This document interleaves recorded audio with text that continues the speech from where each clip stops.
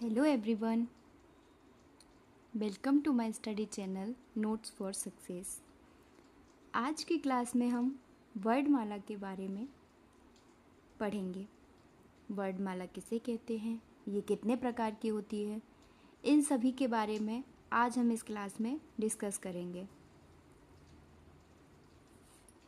सबसे पहले हम जानेंगे भाषा किसे कहते हैं। विचारों के आदान प्रदान करने के लिए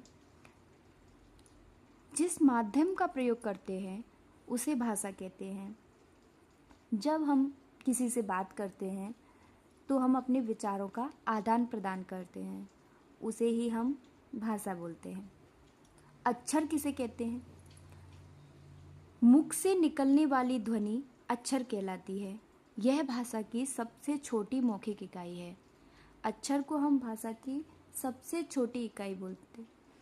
जब भी हम कुछ बोलते हैं, हमारे मुंह से जो ध्वनि निकलती है उसे हम अक्षर बोलते हैं।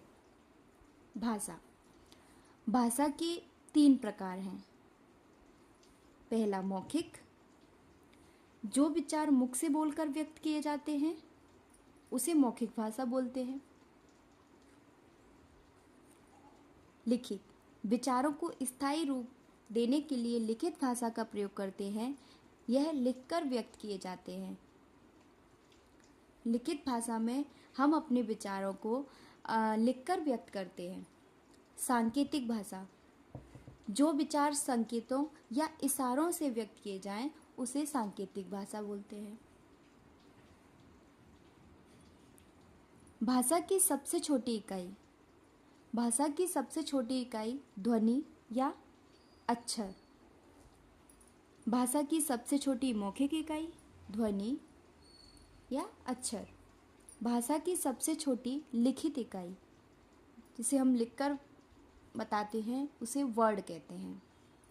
भाषा की सबसे छोटी अर्थपूर्ण इकाई शब्द।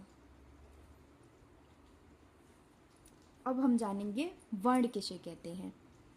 ध्वनि या अक्षर का लिखित रूप वर्ण कहलाता है। हमारे मुख से जो भी ध्वनि निकलती है उसे हम अक्षर कहते हैं, और उसे ही जब हम लिखकर व्यक्त करते हैं तो वह वर्ण कहलाता है। हिंदी में 2 प्रकार की ध्वनि होती है, एक स्वर और एक व्यंजन। यह भाषा की सबसे छोटी लिखित इकाई होती है।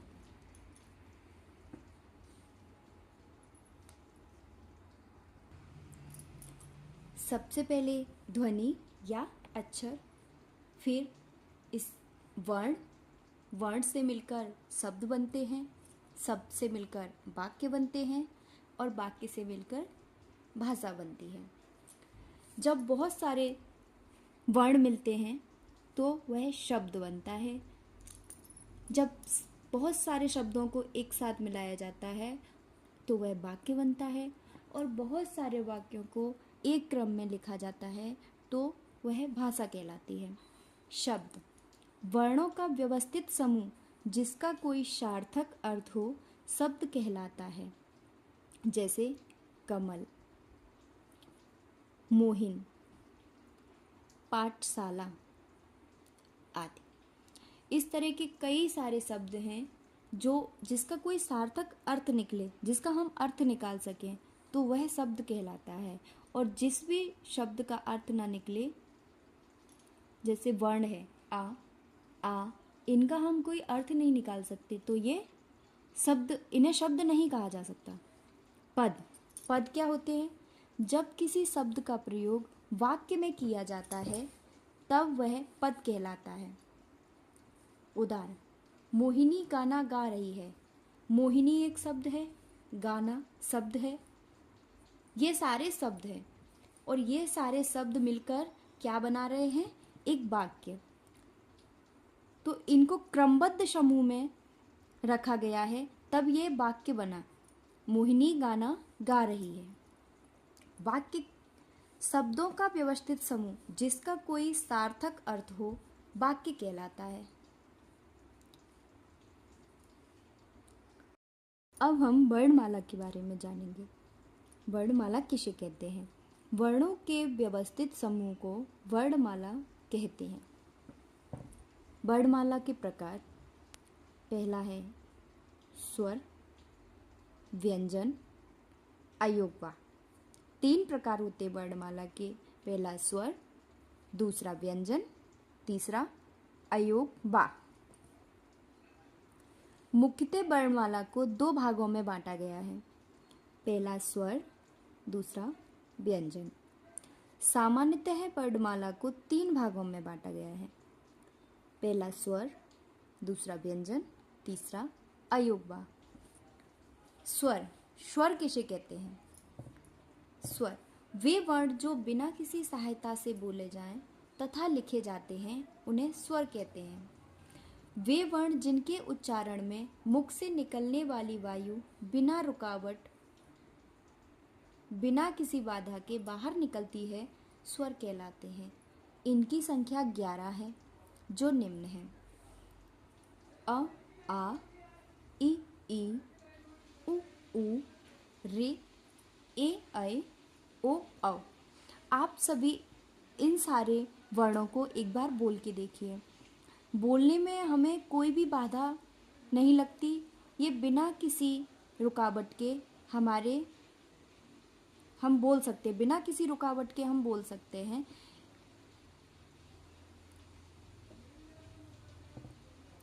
ये स्वर कहलाते हैं। स्वरों का वर्गीकरण, सबसे पहला है मात्रा उच्चारण के आधार पर।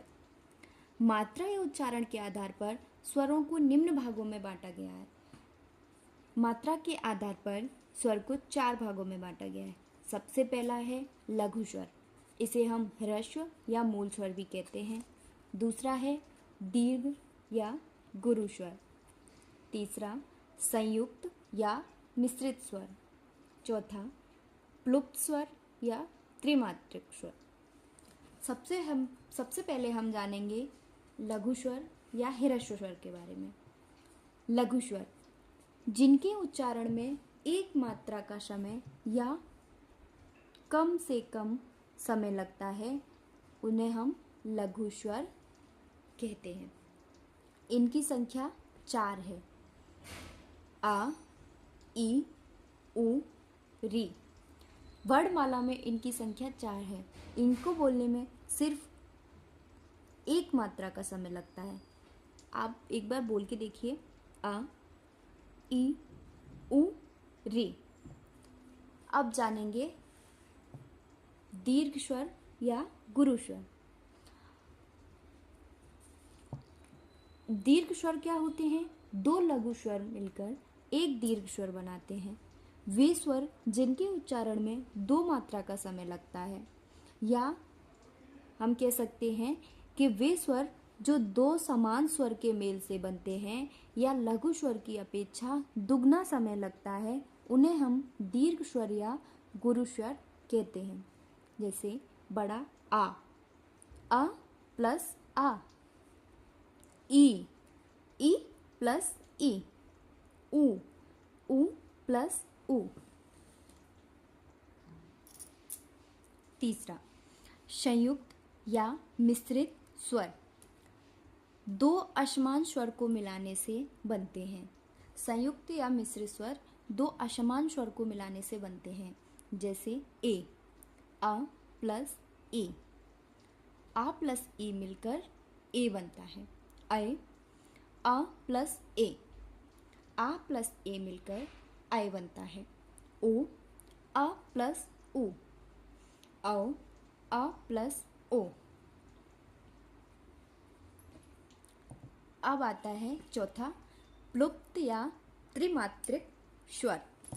वे स्वर जिनके उच्चारण में 3 मात्रा का समय लगता है या लघु स्वर की अपेक्षा तिगुना समय लगता है, त्रिमात्रिक स्वर कहलाते हैं।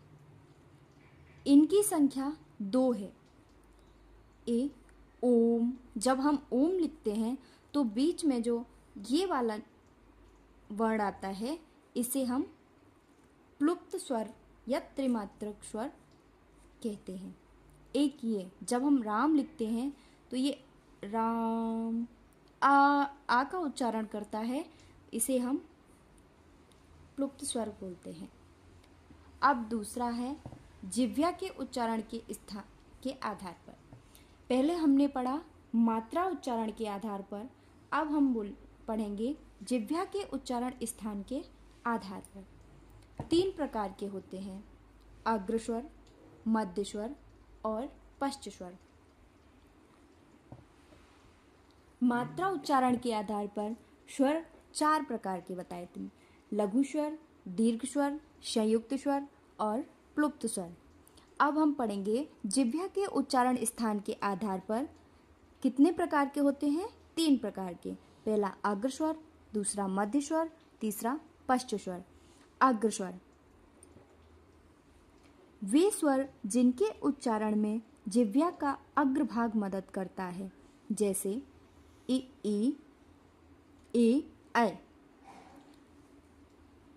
हमारी बोल के एक बार देखिए, हमारी जीभ का जो आगे का भाग है ये बोलने में वो मदद करता है, जैसे ई, ए, ऐ हल्का सा टच होगा। मध्य स्वर, मध्य स्वरों को बोलने में हमारी जिह्वा का मध्य भाग का प्रयोग किया जाता है। वे स्वर जिनके उच्चारण में जिह्वा का मध्य भाग मदद करता है, जैसे अ। पश्च स्वर वे स्वर जिनके उच्चारण में हमारी जिह्वा का पिछला भाग मदद करता है, जैसे आ, उ, ओ, औ। इनको बोलने में हमारी जिह्वा का पिछला भाग मदद करता है। तीसरा है ओष्ठाकृति के आधार पर वर्गीकरण। ये 2 प्रकार के होते हैं, एक होता है वृत्ताकार, दूसरा होता है अवृत्ताकार। ओष्ठाकृति के आधार पर मतलब जिन स्वरों को बोलने में अगर हमारे ओठों की आकार गोलाई लेता है तो वह हम वृत्ताकार कहते हैं, और जिसमें ओठों का आकार में गोलाई नहीं आती है उन्हें हम अवृत्ताकार कहते हैं। वृत्ताकार वे स्वर जिनके उच्चारण में हमारे ओठों का आकार गोल होता है। जिन स्वरों को बोलने में हमारे ओठों का आकार गोल होता है उन्हें हम वृत्ताकार स्वर बोलते हैं, जैसे उ, ओ, औ। उ, ओ, औ। इनको बोलने में हमारे ओठों का आकार गोल हो रहा है। अवृत्ताकार या अवृद्धमुखी वे स्वर जिनके उच्चारण में हमारे ओठों का आकार गोल नहीं होता है, जैसे अ, आ, ई, री, ए, ऐ। आ, ई, री, ए, ऐ। इन स्वरों का उच्चारण करने में हमारे ओठों का आकार गोल नहीं होता है, इन्हें हम अवृत्ताकार या अवृद्धमुखी कहते हैं। अब चौथा है मुख विवर प्रयत्न मुख खुलने के आधार पर। ये 4 प्रकार के होते हैं, विवृत, संवृत, अर्धविवृत, अर्धसंवृत। विवृत का अर्थ होता है जिसमें हमारा मुख पूरा खुला हुआ हो। संवृत का अर्थ होता है जिसमें हमारा मुख ना के बराबर खुला हो। सामने से देखने से लगता है कि हमारा मुख बंद है लेकिन जरा सा खुला रहता है। अर्धविवृत जिसमें हमारा मुख आधा खुला हुआ हो। अर्धसंवृत जिसमें हमारा मुख आधा बंद रहता है।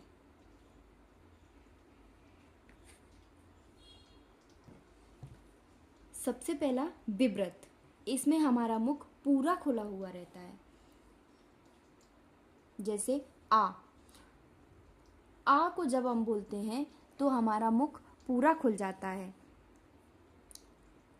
क्या परिभाषा है इसकी? वे स्वर जिनके उच्चारण में हमारा मुख पूरा खुला रहता है उन्हें हम विवृत बोलते हैं, जैसे आ। संवृत जिसमें हम सामने से तो ऐसा लगता है जैसे हमारा मुख बंद है लेकिन जरा सा खुला रहता है, जैसे ई, उ, ऊ। अब तीसरा है अर्धविवृत। अर्धविवृत वे स्वर जिनके उच्चारण में हमारा मुख आधा खुला रहता है, जैसे अ, ए, औ। आ, ए, औ। चौथा है संवृत वे स्वर जिनके उच्चारण में हमारा मुख आधा बंद रहता है, जैसे ए, ओ, ए, ओ। अब पांचवा है जाति के आधार पर स्वरों का वर्गीकरण। पहला सजाति, दूसरा विजाति। वे स्वर जिनका उच्चारण ढंग एक ही प्रकार का होता है, जैसे अ आ, ई, उ, ए ऐ, ओ औ। इन सभी का उच्चारण का ढंग एक ही है, अ आ, ई, उ, ए ऐ, ओ औ। इसको बोलने में कम समय लग रहा है, इसको बोलने में ज़्यादा समय लग रहा है, लेकिन बोलने का ढंग दोनों का एक ही है। विजाति, वे स्वर जिनके उच्चारण ढंग अलग अलग प्रकार के होते हैं, उन्हें हम विजातीय बोलते हैं, जैसे अ, ई, आ, उ, ए, ओ, आ। छठवा है उत्पत्ति या पंडित कामता प्रसाद गुरु के अनुसार स्वरों का वर्गीकरण। पहला है मूल स्वर। मूल स्वर हमारे 4 हैं, आ, ई, उ, रे। दूसरा है संधि स्वर, ये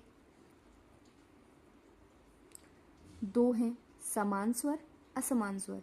दीर्घ संधि स्वर, संयुक्त संधि स्वर। दीर्घ संधि स्वर कौन से होते हैं? अ और आ से मिलकर बनते हैं। ई और इस से मिलकर बनते हैं। उ और उ से मिलकर बनता है।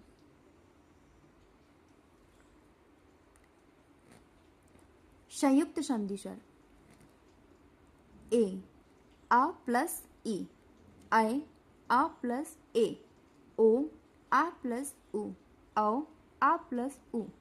ए मिलता है आ प्लस ई से मिलकर बनता है। ऐ, आ प्लस ए से मिलकर बनता है। ओ, आ प्लस उ से मिलकर बनता है। औ, आ प्लस उ से मिलकर बनता है। तो आज की क्लास में हमने जाना भाषा किसे कहते हैं, अक्षर किसे कहते हैं, वर्ण किसे कहते हैं, और वर्णमाला कितने प्रकार की होती है। वर्णमाला में हमने स्वर के बारे में जाना कि स्वरों के प्रकार कितने हैं। स्वरों को हम कितने भागों में बांटते हैं। पहला है मात्रा उच्चारण के आधार पर, दूसरा जिह्वा के उच्चारण के आधार पर, तीसरा ओष्ठाकृति के आधार पर, चौथा मुख विवर या प्रयत्न या मुख खुलने के आधार पर, पांचवा जाति के आधार पर, छठवा उत्पत्ति या पंडित कामता प्रसाद के गुरु के आधार पर। इस प्रकार आज की क्लास में हमने स्वर के बारे में जाना। अब व्यंजन के बारे में हम अगली क्लास में जानेंगे। अगर आपको क्लास अच्छी लगी है तो मुझे कमेंट करें और बताएं कि आगे अब मैं किस बारे में पढ़ाऊँ आपको। धन्यवाद।